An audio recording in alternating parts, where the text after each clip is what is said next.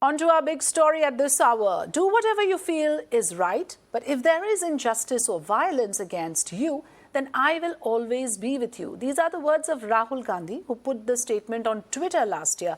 Well, Mr. Gandhi, if there is a moment to act on those words, the moment is here. For the kind of brash, arrogant behavior shown to the media by a close kin, his own brother-in-law, Robert Vadra. His request to quash the ED probe against him was rejected by the Rajasthan High Court. They granted him protection from arrest but refused to suspend the investigation. So quite naturally, there were journalists wanting to get a response from him on this, as we always do in anyone who is involved in graft cases. But look at the response that Mr. Vadra chose for the media when my colleague Aishwarya asked him a simple, benign question. Let's play out that sequence. There you can see Robert Vadra over here. Sir, just one response. So just one response from you, sir. This guy. Sir, police case karo inke upar. Police case karo inke upar. Sir, just one response from you, sir. What will be your next course of action, sir? Well, there you can see Robert Vadra without, in fact, speaking, leaving his residence. Sir, just one response I'm asking, sir. Well, arrogant, brash and entitled, to say the least. That's Robert Vadra for you. As you heard in that clip, there was nothing offensive about what Aishwarya asked him. He asked Mr. Vadra, what will he do next?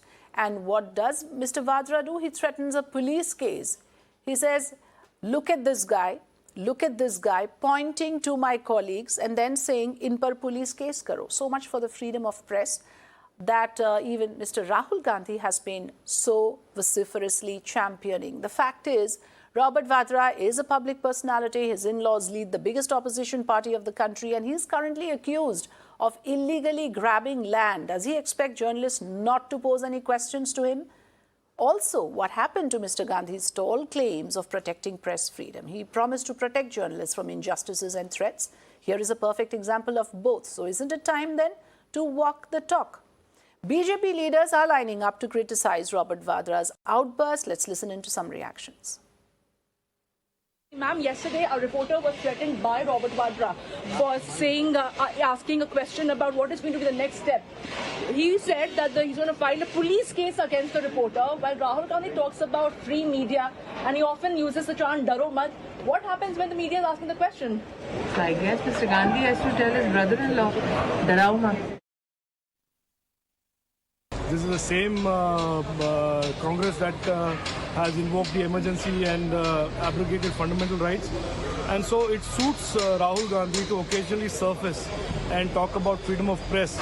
But when it comes to very important questions relating to his family, obviously the freedom of the press is no longer relevant. So I think this is just the continuing saga of contradictions that Rahul Gandhi and his family represent. The dynasty of the Congress is famously known or infamously known for double-speak all the time.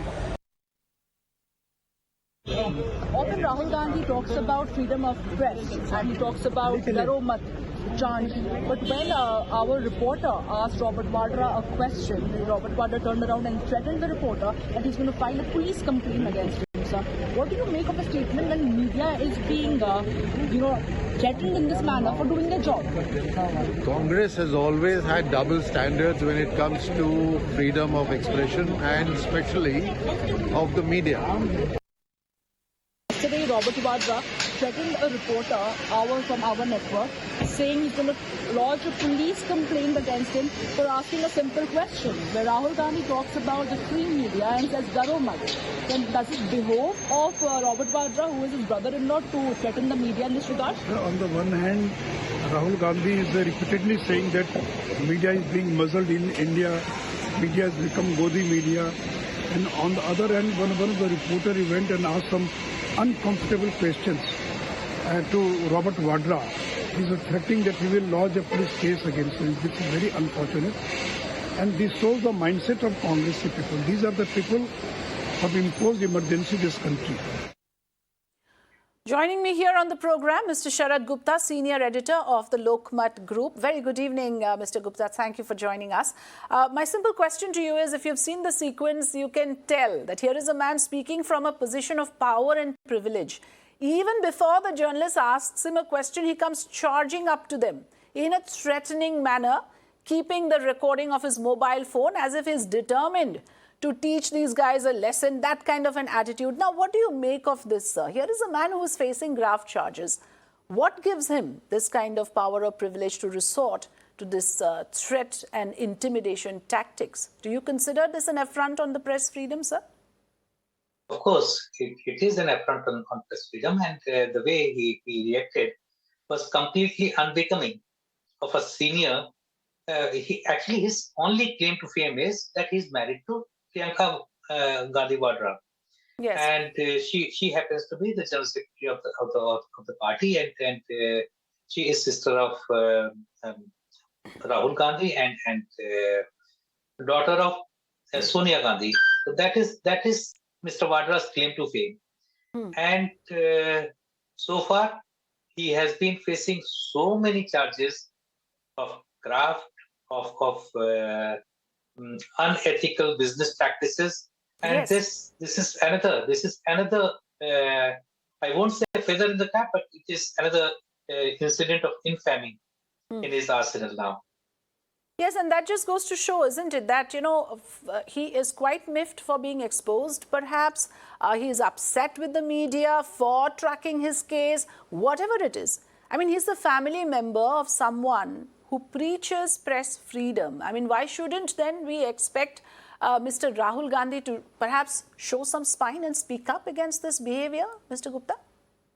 And whatever I can make out, it's a public place. It's a road where people are asking him questions. It's not a private space. Yes. So he can't even accuse the media of invading his private space. So if he's coming on the road and somebody is asking him a question, so why should he be so upset about it? He should have either responded or he should have ignored and left. This is no way to react.